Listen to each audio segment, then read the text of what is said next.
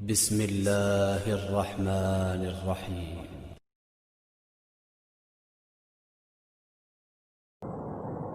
ہمارے پاس وقت کی قلت ہے، عمر مختصر ہے، کوتاہیاں زیادہ ہیں اور غفلتیں بے شمار۔ اتنی غفلت کہ اللہ کی بے شمار نعمتیں ہمارے پاس آتی ہیں اور آ کر گزر جاتی ہیں، ہمیں احساس تک نہیں ہوتا۔ اللہ کی نعمتوں کا شمار تو کسی انسان کے بس میں نہیں، لیکن انسان یہ تو کر سکتا ہے کہ اللہ کی بے شمار نعمتوں میں سے چند ایک نعمتوں کا احساس ہی اپنے دل میں پیدا کر لے۔ ہماری عمر اتنی نہیں جتنی پہلے اقوام کی ہوا کرتی تھی، اتنا وقت نہیں جتنا پہلے لوگوں کے پاس ہوا کرتا تھا، لیکن اللہ نے ہمارے اوپر فضل اور احسان کیا ہے۔ ہمارے ایک ایک عمل پر، ایک ایک نیکی پر 10 نیکیوں کے برابر وہ ثواب دینے کا وعدہ کرتا ہے۔ ہمیں محنت کم کرنی پڑتی ہے، لیکن پچھلی قوموں کی بنسبت ہمیں ثواب زیادہ ملتا ہے۔ یہ اللہ کا فضل اور احسان اور اس کی نعمت ہی تو ہے۔ اور اس کے علاوہ بارہا ایسے دن، ایسے ایام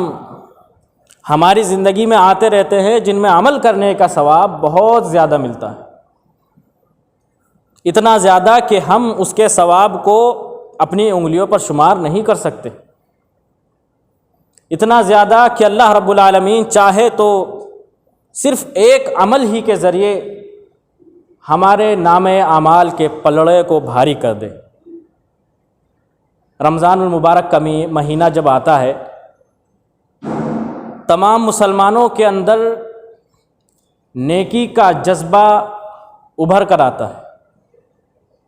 ہر انسان چاہتا ہے زیادہ سے زیادہ تلاوت کرے، صدقات کرے، نمازیں پڑھے اور اللہ رب العالمین کو راضی کرے، لیکن محسوس یہ ہوتا ہے کہ ہماری عوام اس بات سے بے خبر ہے کہ رمضان کے علاوہ بھی ایسے ایام ہیں جو رمضان سے بھی زیادہ فضیلت کے حامل ہیں۔ رمضان کا مہینہ، تعداد میں رمضان کے دن زیادہ ہو سکتے ہیں، لیکن چند ایک دن ایسے بھی ہیں جو فضیلت میں رمضان سے زیادہ ہیں، رمضان سے افضل ہے۔ یہ جو دن ہم گزار رہے ہیں، شاید کہ مجھے اور آپ کو اس کا احساس نہیں، لیکن یہ دن واقعتاً رمضان المبارک کے دنوں سے بھی زیادہ افضل ہیں۔ نبی صلی اللہ علیہ وسلم کی واضح حدیث ہے، آپ صلی اللہ علیہ وسلم ارشاد فرماتے ہیں، ما من هذه الايام العمل الصالح فيها یعنی ایام العشر احب الى اللہ۔ نبی صلی اللہ علیہ وسلم فرماتے ہیں کہ کوئی بھی دن ایسا نہیں ہے کہ جن دنوں میں نیک عمل کرنا اللہ کو ان 10 دنوں سے زیادہ محبوب ہو۔ سب سے زیادہ پسندیدہ اللہ کو نیک عمل ان 10 دنوں میں کیا ہوا عمل ہے۔ اللہ اس چیز کو، اس عمل کو بہت محبت سے رکھتا ہے، بہت زیادہ ثواب سے نوازتا ہے۔ صحابہ نے پوچھا، یا رسول اللہ وللجہاد فی سبیل اللہ، اے اللہ کے نبی، جہاد تو اسلام کی مینار ہے، اسلام کا شان امتیاز ہے، اسلام کی رونق، اسلام کا وقار، اسلام کا دبدبہ اسی جہاد کی بنسبت ہے۔ کیا اللہ کے نبی جہاد فی سبیل اللہ بھی؟ اللہ کے نبی نے فرمایا، وللجہاد فی سبیل اللہ، ہاں جہاد فی سبیل اللہ بھی ان دنوں میں کیے ہوئے نیک عمل سے افضل نہیں ہو سکتا۔ الا رجل خرج بنفسه وماله فلم يرجع منه بشيء، لیکن ایک انسان اپنے مال کو، اپنی جان کو لے کر نکلتا ہے، یعنی اپنے ساتھ اپنا مال و دولت لے کر نکلتا ہے اللہ کی راہ میں، لیکن لوٹ کر نہیں آتا، یعنی شہید ہو جاتا ہے اور اس کا مال بھی لوٹ لیا جاتا ہے، تو ایسا انسان تو افضل ہو سکتا ہے، لیکن اس کے علاوہ کوئی انسان ان 10 دنوں میں کیے ہوئے نیک عمل کی مقابلہ نہیں کر سکتا۔ تو ہمیں احساس ہونا چاہیے اس بات کا۔ اللہ کی نعمت کی شکر گزاری کا مطلب صرف زبانی شکر گزاری نہیں ہے۔ اللہ کی شکر گزاری کا مطلب یہ بھی ہے کہ اس نے جو نعمتیں ہمیں دی ہیں، پہلے ہم اس کا احساس رکھیں، اس کا احساس اپنے دل میں پال لیں، تو یہ شکر گزاری کا پہلا قدم ہے۔ اور اس نعمت کو اچھے انداز سے استعمال کرنا، اچھے انداز سے اس نعمت کا استعمال کرنا یہ شکر گزاری کا اتمام ہے۔ تو جو اللہ رب العالمین نے یہ دن ہمیں دیے ہیں، ہماری سعادت ہے، یہ ہماری خوش بختی ہے، نیک بختی ہے اور اللہ کا احسان ہے، تو ہم اس نعمت کو محسوس کریں اور ساتھ ہی ساتھ اس نعمت سے صحیح انداز سے فائدہ اٹھاتے ہوئے ان دنوں میں زیادہ سے زیادہ نیک عمل کر کے حقیقی شکر گزاری کریں،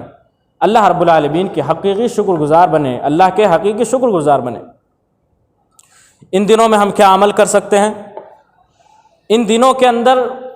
ایسے اعمال بھی آتے ہیں جو دیگر ایام میں نہیں آتے، جیسے کہ حج مبرور۔ اسی وجہ سے علامہ ابن قیم رحمہ اللہ نے علماء کے درمیان جب تضاد پیدا ہوا کہ کیا رمضان کے آخری عشرے سے بھی یہ دن شروع کے یا ذی الحجہ کے 10 دن افضل ہیں، تو ابن قیم رحمہ اللہ نے فرمایا دنوں میں سب سے افضل دن ذی الحجہ ہی کے دن ہیں، لیکن راتوں میں افضل رات ہے شب قدر، وہ رات افضل ہے، اسی لیے رمضان مبارک کے آخری عشرے کی راتوں کو افضل مانا گیا ہے۔ لیکن انہوں نے بعض ائمہ نے، بعض علماء نے یہ کہا ہے کہ رمضان کے مہینے میں تمام کے تمام اسلام کے ارکان اکٹھا نہیں ہو سکتے، لیکن ذی الحجہ کے 10 دن واحد وہ دن ہیں کہ جس کے اندر اسلام کے تمام ارکان اکٹھے ہو جائیں گے، اور وہ عمل جو ہم رمضان کے مہینے میں نہیں کر سکتے وہ ذی الحجہ کے مہینے میں بھی کیا جا سکتا ہے۔ اسی وجہ سے ذی الحجہ کے یہ ابتدائی 10 دن رمضان کے دنوں سے بھی زیادہ افضل ہیں۔ حج کرنا، قربانی کرنا، یہ ہر انسان کی استطاعت کی بات نہیں، لیکن جو انسان اللہ نے جس کو استطاعت دی ہے وہ ان دنوں میں اس چیز کو کر سکتا ہے۔ اور ساتھ ہی صدقات اور خیرات کرنا، جبکہ ایسے وقت سے ہم گزر رہے ہیں جہاں پر ہر انسان کو مدد کی ضرورت ہے، ہر انسان ابھی خود غفیل نہیں رہا، تو ایسے وقت میں بھی ہم لوگوں کی مدد کریں، ہمیں اس کا ثواب اللہ رب العالمین کئی گنا بڑھا کر دے گا۔ روزے رکھنے کا عمل بھی ہمیں اسلاف سے ملتا ہے کہ وہ ان ابتدائی 10 دنوں میں عید کے دن کو چھوڑ کر 9 کے 9 دن روزے سے رہا کرتے تھے۔ لیکن اگر کوئی انسان ابتدائی 10 دنوں میں سے کچھ دن روزے نہیں رکھ سکا تو وہ اب سے، کل سے روزہ رکھ سکتا ہے عید والے دن تک، اس کو بھی اس کا ثواب ملے گا۔ اور ذکر اللہ رب العالمین کا ذکر کرنا، یہ تو ہر انسان کی طاقت اور استطاعت میں ہے، چاہے اس کے پاس مال ہو یا نہ ہو، اس کے پاس جسمانی قوت ہو یا نہ ہو، وہ انسان اللہ کا ذکر اپنی زبان سے تو کر سکتا ہے۔ اور اللہ کے ذکر میں افضل ذکر جو ہیں، تلاوت کلام اللہ ہو، کلمہ لا الہ الا اللہ کا ورد ہو، نبی صلی اللہ علیہ وسلم پر درود بھیجنا ہو، توبہ استغفار ہو، تمام کے تمام اذکار انسان کر سکتا ہے۔ اور خاص ان دنوں میں عبداللہ بن عمر رضی اللہ تعالیٰ عنہ اور ابو ہریرہ رضی اللہ عنہ، صحیح بخاری کے باب میں امام بخاری نے معلقاً اس روایت کو ذکر کیا ہے کہ یہ دونوں حضرات بازاروں میں نکل جایا کرتے تھے اور زور زور سے اللہ کی تحلیل اور تکبیر پکارا کرتے تھے۔ تو ہمیں چاہیے کہ ہم ان دنوں میں اللہ رب العالمین کی تکبیر پکاریں، اللہ اکبر لا الہ الا اللہ واللہ اکبر وللہ الحمد۔ ہم کیا کرتے ہیں کہ مخفی انداز میں اپنے ہی دل میں ان تکبیرات کو تو پکار لیتے ہیں، لیکن ہمیں چاہیے کہ زور زور سے، اتنی زور سے کہ دوسرے لوگ بھی اس کو سن لیں، اس طرح پکاریں تاکہ ان کی بھی تذکیر ہوتی رہے، ان کی بھی یاد دہانی ہوتی رہے۔ اور اس عمل میں شرمانا نہیں چاہیے۔ جب صحابہ کرام بازاروں میں نکل کر، حالانکہ بازار ان کی نظر میں اچھی چیز نہیں ہوا کرتی تھی، لیکن صرف لوگوں کی یاد دہانی کے لیے، تذکیر کے لیے، انہیں یہ بتانے کے لیے کہ یہ دن جو گزر رہے ہیں، ہمیشہ چاہے تم اپنے کام کے اندر بزی ہو، مشغول ہو اپنے کام میں، گھریلو کام میں، یا اپنے بازار کے کام میں، اپنی دکان کے کام میں، معاش میں، طلب معاش میں ہو یا کسی بھی کام میں ہو، ہمیشہ اپنی زبان کو ذکر اللہ سے تر رکھو۔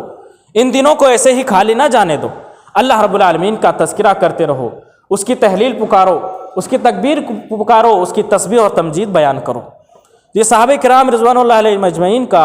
بازار کے اندر نکل کر اس طرح سے